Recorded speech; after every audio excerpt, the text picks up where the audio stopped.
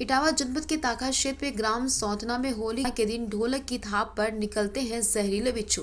प्राप्त जानकारी के मुताबिक उसराहार थाना क्षेत्र के ग्राम सौतना में पड़वा के दिन समस्त ग्रामीण होलिका माता के दर्शन करने के बाद शाम के वक्त ढोलक की थाप के साथ फाग गायन गाते हैं।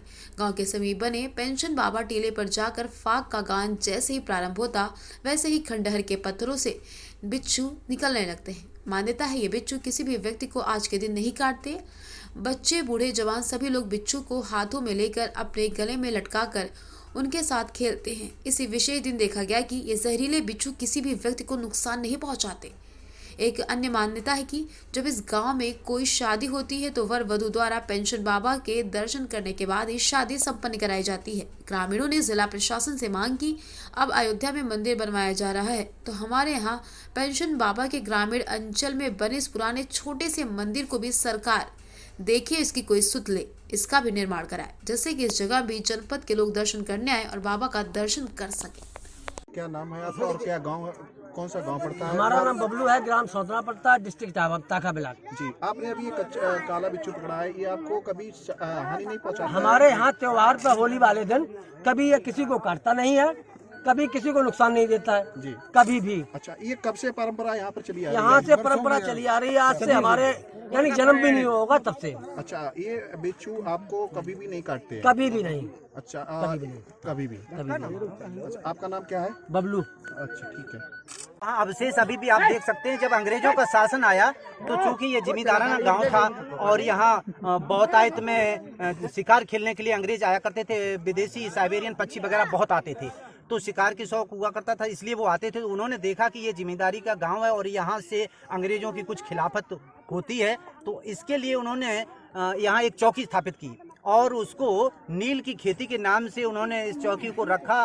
खेती उनका मात्र केवल दिखावा था, मुख्य यहाँ गुप्त सूचनाएं, गुप्त संचार को क्रियान्वित करना था और उसके लिए उन्होंने रखा था, जिसके अवशेष आज भी यहाँ हैं उस नील के। और नील की खेती हुई है यहाँ पे और अंग्रेजों ने उसको यहाँ से डेवलप किया है। अच्छा सर, मैं एक बात और पूछना चाहूँगा, ये खंडर है जी, ये कम से कम कितना पुराना होगा, इसके बारे में आप मुझे बता सकते हैं? हम अभी आपको जैसा बताया, लगभग अंग्रेजों के काल में भी ये मंदिर था। खंडर तो हम अपने पिता से भी सुनते हैं कि खंडर लगभग हम समझते हैं कि यहाँ मंदिर कोई 300 वर्ष पहले रहा होगा। अच्छा, 300 वर्ष पहले लगभग। इसकी याद में कुछ मंदिर भी स्थापित किया गया है? हाँ, हम आपको बताएं कि जब ये मंदिर खंडहर हो गया और टूटना, इसका जीर्णोद्धार नहीं हुआ, तो इसकी प्रेरणा यहाँ उपस्थित जो जिम्मेदार थे उनको भगवती ने दी स्वप्न के आधार पे, लेकिन उन्होंने इस पर ध्यान नहीं दिया और देश जो अपना ये गांव था वो गरीबी के हाल में पहुंच गया और फिर उनका इंतकाल हो गया।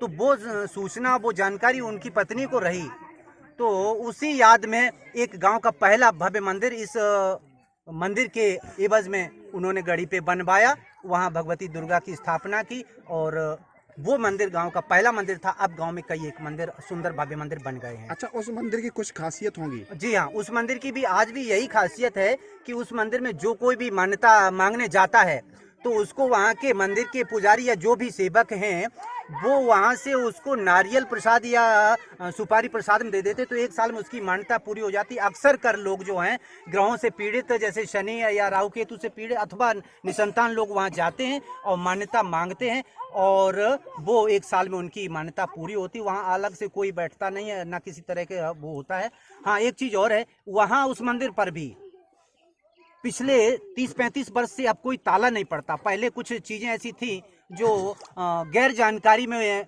बालक वहाँ से लेके चले गए और फिर उन्हें बहुत कष्ट सहना पड़ा और कष्ट सहने के बाद फिर वो बालक जो हैं उनके परिवार वालों ने देखा कि ये मंदिर की वस्तु लेके आए हैं, तो उन्होंने बड़े क्षमा याचना की और वहाँ प्रसाद बांटा, भजन कीर्तन कराया, वो वस्तुएं उस मंदिर को वापस की। तब से लगभग 35 वर्ष से उस मंदिर में भी कोई ताला नहीं पड़ता, ऐसे ही खुला रहता है। सब सामान उसका यथास्थित अब भी बरकरार सुरक्षित, कोई लेता नहीं है। तो ये हर साल बिच्छुओं के